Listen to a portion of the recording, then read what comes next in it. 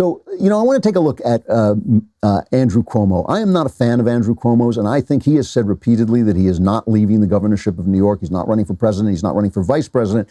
I think one of the reasons is because of this Buffalo Billions scandal. I've been trying to get somebody from New York to come on and talk to us about it. We haven't found the guy yet.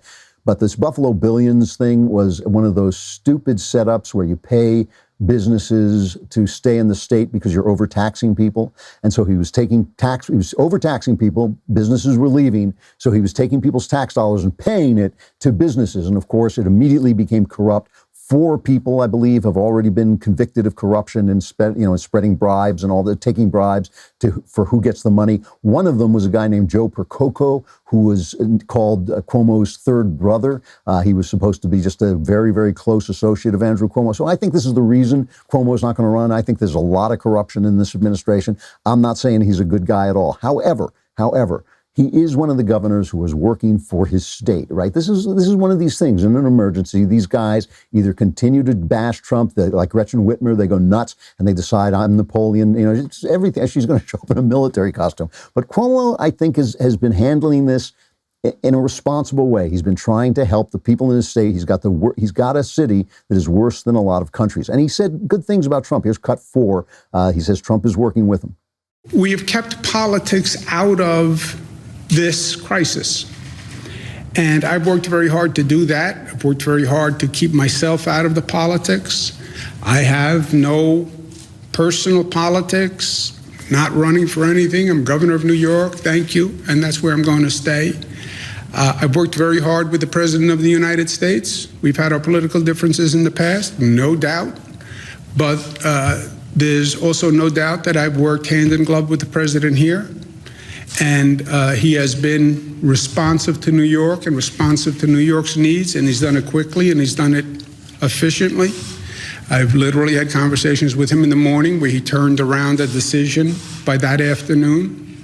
I've been in the federal government. I know what it's like to make a decision. And he has really responded to New York's needs.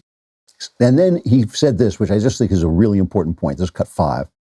It's very hard, especially at this time. And you start to hear this dialogue on reopening, and you start to hear people with political theories on whether we should reopen faster, whether we should reopen sooner, why are people against reopening, why are people in favor of reopening. That is corrosive and destructive, and if we don't stop it, it will feed on itself. There are no political conspiracies here. All the projection models have basically said the same thing. Everyone has basically said the same thing. I agree with this. I'm not a fan of his. I don't agree with his politics.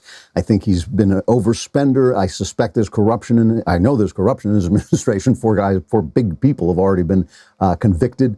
But what he's saying is right. Most of these guys are just trying to get it right. Most of them are working in the dark. We're all working in the dark. They've got numbers. They've got experts. They've got to listen to the medical people, and they've got to listen to the economic people. They are doing what they can do. Pay attention to the guys who aren't. Pay attention to the guys who are arresting fathers in their own backyards, playing basketball with their kids. Pay attention to the governors who are seizing too much power, but also pay attention to the guys who step up and put politics aside for a couple of minutes and try to get this right, because those are the guys we're going to have to rely on when all this passes away. Thank you for tuning into The Daily Wire, one of the fastest growing conservative media outlets in the country. If you enjoyed this video, be sure to give it a like and subscribe to our YouTube channel so you don't miss out on any of our content.